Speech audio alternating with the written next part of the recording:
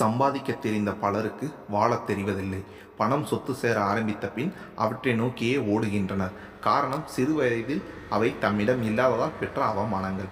மற்ற எல்லோரையும் விட மேலே வர வேண்டும் என்ற பேராசை விளைவின் முயற்சியானது ஆயுள் முடியும் வரை வளர்ந்து கொண்டே செல்வதால் வாழ்வை அதன் முழு நிலையை அடையாமலே தனக்கு கிடைத்த விலை மதிப்பற்ற உடலை வெறும் பணம் சேர்க்கும் கருவியாக்கி வீணடித்து விடுகின்றனர். ஹலோ மாமா, சொல்லு. என்னோட அப்பா அம்மா வந்திருக்காங்க. அதுக்கு என்னென்ன பண்ண சொல்கிற? சாப்பிட வச்சு அனுப்பி வை.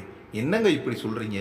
25 வருஷம் என்னை பெற்று வளர்த்து கஷ்டப்பட்டு சம்பாதிச்சு படிக்க வச்சு நகை போட்டு சீர்வரிசை கொடுத்து கல்யாண செலவு பண்ணி உங்களுக்கு கொடுத்தவங்க யாரோ தெருவில் போகிற பிச்சைக்காரங்க இல்லைங்க. சொல்லி எழுதான் மாதங்கி. மாதவனுக்கு பணம் பணம் பணம், அதை சேர்ப்பது மட்டும்தான் ஒரே குறி. காலை 6 மணிக்கு வீட்டிலிருந்து கிளம்பி இரவு 11 மணிக்கு வருவார். இரவு உணவுக்கு பின் படுத்ததும் உறங்கி விடுவார். 2 குழந்தைகள். பெண் 10ஆம் வகுப்பிலும் பையன் 7வது வகுப்பிலும் படிக்கின்றான். பள்ளியில் சேர்க்க வந்ததோடு சரி, இன்று வரை பள்ளி பக்கம் தலை வைத்து கூட படுக்காதவர் ஞாயிற்றுக்கிழமை கூட தனது மளிகை கடைக்கு விடுமுறை விடாததால் குழந்தைகள் தந்தையை பார்த்து பேசவே வாய்ப்பில்லாமல் போய்விட்டது. அப்பா என்று ஃபோனில் பேசினான் மகன். என்ன சொல்லணுமோ இழுக்காம சீக்கிரம் சொல்லு, கடையில் கூட்டம் நின்று கிடக்குது, இன்னமும் சோத்து பைய திறக்கலை என்றான்.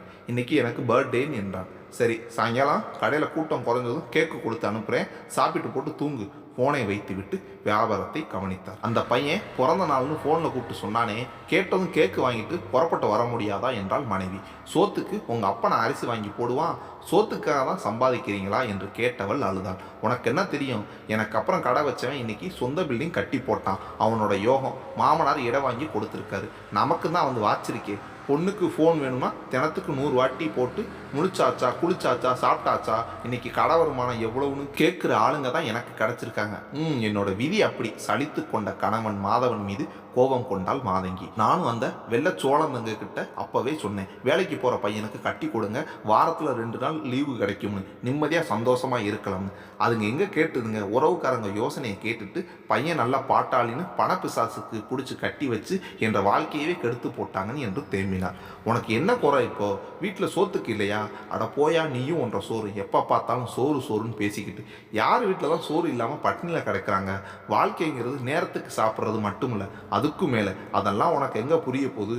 உடம்பு பசிக்கு சாப்பாடு போடணும்னு தெரிஞ்ச உனக்கு உணர்வு பசிக்கு சாப்பாடு போடணும்னு தெரியல என்றாள். அப்படின்னா என்றான். அதெல்லாம் சொல்லி கொடுத்து வர்றதில்லை. ஒன்றரை கடையை 1 வாரம் சாத்திட்டு வந்து எங்கள் கூட வீட்டில் இருந்து பாரு, தானாக புரியும். படுத்த உடனே புரட்ட விடுறவங்களுக்கு எங்கே புரிய போகுது? பேசியவள் குழந்தைகள் படுத்து இருக்கும் அறைக்கு சென்று அறைக்கதவை படீரென சாத்தி தாளிட்டு கொண்டாள்.